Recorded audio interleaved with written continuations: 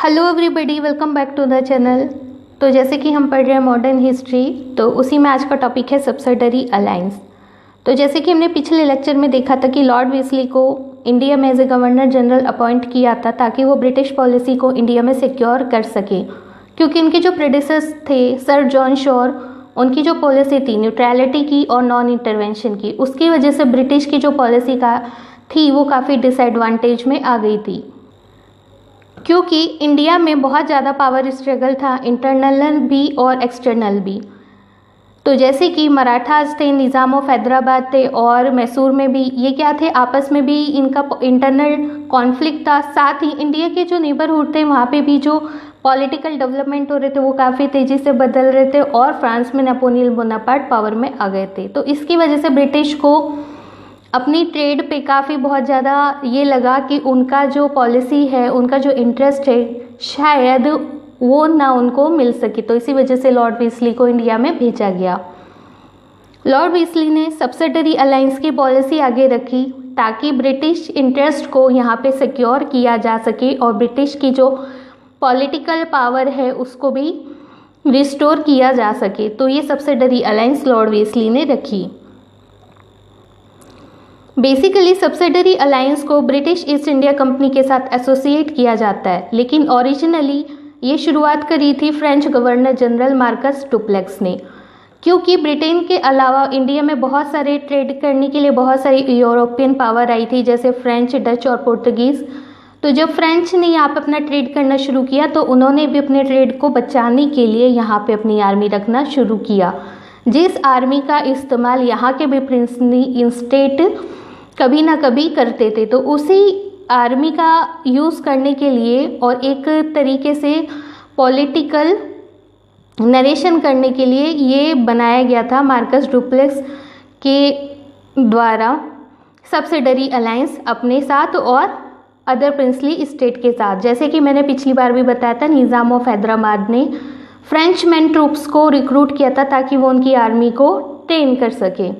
तो बेसिकली जो subsidiary alliance थी ये फ्रेंच गवर्नर जनरल ने शुरू करी थी, लेकिन ब्रिटिश ईस्ट इंडिया कंपनी ने इस पॉलिसी को रिफॉर्म किया और एडॉप्ट किया। इसी पॉलिसी के थ्रू इंडिया में ब्रिटिश कंपनी ने अपना एक्सपेंशन भी बहुत तेज़ी से किया, और एक्सपेंशन भी किस लिए, अपने ट्रेड को सिक्योर करने के लिए और ट्रेड को बढ़ाने के लिए।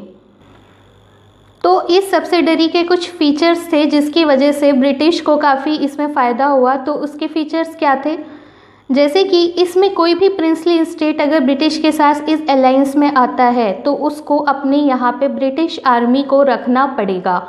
अब जब अपनी आर्मी,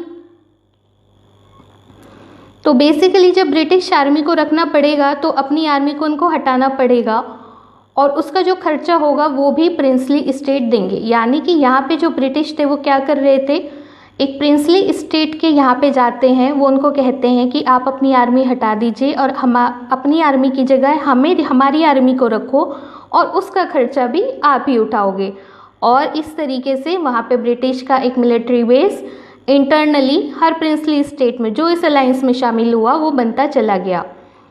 जो इंडियन स्टेट थे उनको प्रोटेक्टेड स्टेट बोला जाता था, और जो ब्रिटिश पावर थी, जो मिलिट्री थी, उसको कहा जाता था पैरामाउंट पावर।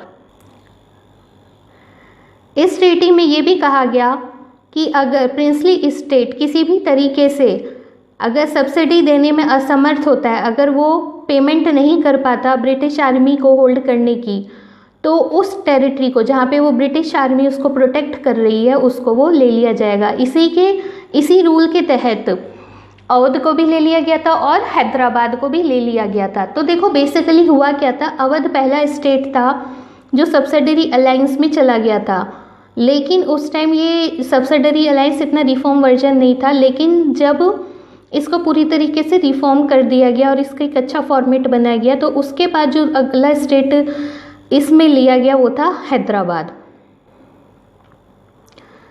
इस अलायंस में ये भी कहा गया कि जो ब्रिटिश है वो किसी भी प्रिंसली स्टेट के इंटरनल अफेयर में नॉन इंटरफेरेंस रखेंगे। यानी कि जो उनका स्टेट का इंटरनल मैटर है, कि जैसे कि थ्रोन पे कौन बैठेगा, सेसेशन का मैटर क्या है, तो उसमें ब्रिटिश अपना मत नहीं देंगे कि हमें किसको नवाब बनाना है या किसको राजा बनाना है, पर इसको हार्डली उन्होंने फॉलो करा। उन्होंने इस चीज़ में काफ़ी इंटरफेयर करा, क्योंकि ये देखना भी ज़रूरी था कि जो नवाब या राजा बनेगा वो इंटरेस्ट उनके इंटरेस्ट का होगा या नहीं होगा।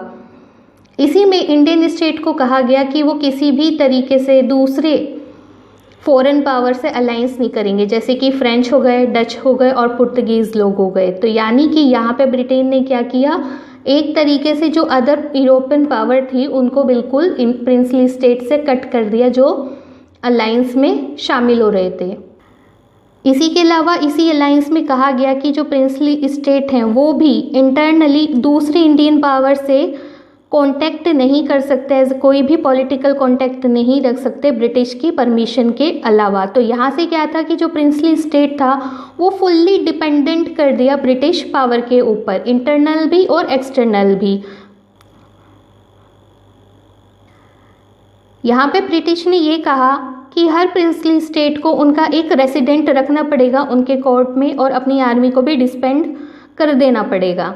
देखो ब्रिटिश यहाँ पे क्या कर रही थी, हर तरीके से अपना कंट्रोल करना चाह रही थी। तो उन्होंने एक अपना रेसिडेंट रखा हर प्रिंसली स्टेट के कोर्ट में, ताकि ब्रिटिश को एक इंटरनल इंफॉर्मेशन कलेक्ट होती रहे कि वहाँ पे पॉलिटिकल डेवलपमेंट क्या हो रहा है।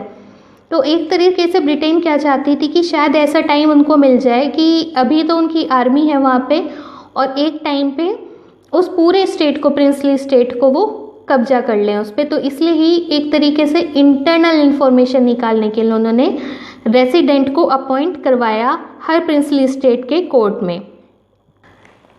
यहाँ पे क्या हो रहा था कि जो भी इंडियन रूलर इस सब्सिडरी अलायंस में शामिल था उसने एक तरीके से अपने फॉरेन और मिलिट्री पावर दोनों को खो दिया था। तो ये आप कह सकते हैं कि एक तरह से सोवरेनिटी और वर्चुअली अपनी इंडिपेंडेंस दोनों ये खो चुके थे यहाँ पे। तो एक तरीके से धीरे धीरे यहाँ पे जो प्रिंसली स्टेट थे उनका मोरल डाउन होने लगा। अब यहाँ पे ब्रिटेन को काफ़ी बेनिफिट हुआ इस अलायंस से, क्योंकि जो वेस्ली की पॉलिसी थी उसने इससे क्या किया कि यहाँ पे ब्रिटिश का जो इम्पीरियलिज्म था उसको कंसोलिडेट किया, और एक तरीके से इसको मास्टर स्ट्रोक भी कहा गया। फ्यूचर में जितने भी गवर्नर जनरल आए उनके लिए एक मिसाल बन गया, और आगे जैसे पैरामेंट्री पॉलिसी, डॉक्ट्रिन ऑफ लैप्स, इनको भी बढ़ावा मिला इस पॉलिसी के थ्रू, क्योंकि ब्रिटेन को क्या था, इस अलायंस से काफ़ी फ़ायदा हुआ और एक तरीके से ये डोमिनो इफेक्ट बन गया फ्यूचर के लिए। यहाँ पे ब्रिटेन अपनी आर्मी को मेंटेन कर रहा था एक प्रिंसली स्टेट के अंदर, उसके इंटरनल अफेयर को इंटरनल जो अफेयर चल रहे थे उनको भी वो देख रहा था, और एक तरीके से प्रिंसली स्टेट को उन्होंने अपने ऊपर पूरी तरह से डिपेंड कर दिया था। तो यहाँ पे क्या था कि ब्रिटेन को बहुत फ़ायदा हुआ और उनको कुछ भी खर्चा नहीं करना पड़ा यहाँ पे। इसके अलावा ब्रिटेन ने जब प्रिंसली स्टेट को अदर यूरोपियन पावर से कट कर दिया तो ब्रिटेन ने यहाँ पे दो चीज़ें फ़ायदा हुआ। एक तो ब्रिटेन की पोजीशन इंडियन प्रिंसली स्टेट के खिलाफ भी मजबूत हुई, और नॉन इंडियन एनिमीज़ के खिलाफ भी यहाँ पे उसकी पोजीशन ईजी हुई। तो इस तरीके से जो ब्रिटिश पावर का एक्सपेंशन था फ्यूचर के लिए वो ईजी हो गया। तो अब आप ये पूछ रहे होंगे, जब इतनी सारी ट्रीटी थी और इतने सारे डिसएडवांटेज थे तो एक तरीके से जो प्रिंसली स्टेट थे वो क्यों शामिल हुए ब्रिटिश के साथ इस अलायंस में। देखो इसके बहुत सारे कारण हो सकते हैं। उसका पहला कारण ये था कि जितने भी प्रिंसली स्टेट थे इनकी एक इंटरनल कॉन्फ्लिक्ट थी और एक दूसरे के खिलाफ ये बहुत ज़्यादा लड़ते थे, जैसे मराठा हो गए, निज़ाम हो गया, मैसूर हो गए।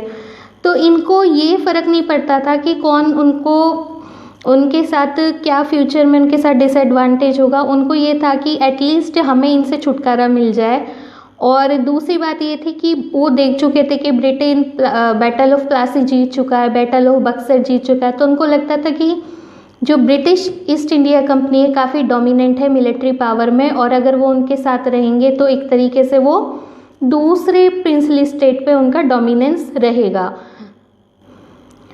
दूसरा कारण ये था कि जितने भी सक्सेसर आ रहे थे प्रिंसली स्टेट में वो वीक थे, उनकी जो पॉलिटिकल विल थी वो इतनी ज़्यादा स्ट्रॉन्ग नहीं थी। बस उनको क्या चाहिए था कि एक तरीके से उनके पास उनका लग्जरी लाइफ रहे, वो उनसे छीन ना जाए। और ब्रिटेन ने ये इंश्योर किया कि आपकी आर्मी चाहे वीक हो नहीं हो, हम आपकी लग्जरी लाइफ को पूरी तरह से इंश्योर करेंगे। तो ये एक इम्पोर्टेंट पॉइंट थे कि वो सब्सिडरी अलायंस में ब्रिटेन के साथ गए। अब इस अलायंस के कुछ डिफेक्ट्स भी हुए, जैसे कि क्योंकि प्रिंसली स्टेट ने अपनी आर्मी को डिसबैंड कर दिया था, तो इसी वजह से क्या हुआ, बहुत सारे जो आर्मी के लोग थे वो अनएम्प्लॉयड हो गए। बाद में इन्हीं एम्प्लॉयड लोगों ने क्या कर दिया, लूटपाट करनी शुरू कर दी, जिसकी वजह से कई राज्यों में, प्रिंसली स्टेट के कई राज्यों में एक आंतरिक विद्रोह की भी चिंगारी उठने लगी।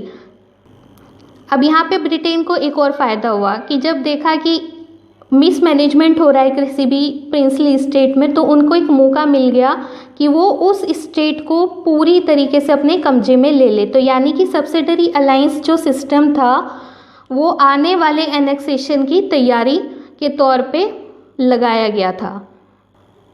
अब इसमें वो स्टेट आते हैं कि जो एक के बाद एक सब्सिडरी अलायंस में शामिल हुए। तो सबसे पहले बात आई हैदराबाद की। तो हैदराबाद ने, वेस्ली ने हैदराबाद को सबसे पहले सब्सिडरी अलायंस में शामिल किया 1798 में, और इसी के तहत इसमें कहा गया कि जितने भी फ्रेंच ट्रूप्स हैं हैदराबाद में उन सबको डिसबैंड कर दिया गया।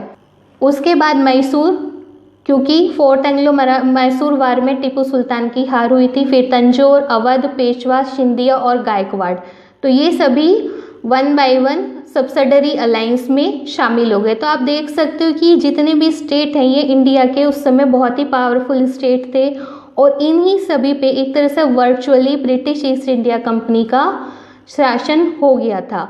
तो अब आप समझ सकते हो कि ब्रिटिश किस तरीके से एक पॉलिटिकल इकोनॉमिक पावर बन के सामने आया। तो ये था एक सब्सिडरी अलायंस, और उसके किस तरह से फीचर क्या रहे थे, उसके बेनिफिट्स, उसके डिफेक्ट्स। तो आगे पढ़ते हैं फोर्थ एंग्लो मराठा वार, जो हम देखेंगे नेक्स्ट लेक्चर में। तो अगर मेरा वीडियो अच्छा लगे तो लाइक करना, शेयर करना और मेरे चैनल को सब्सक्राइब करना। Till then tata bye.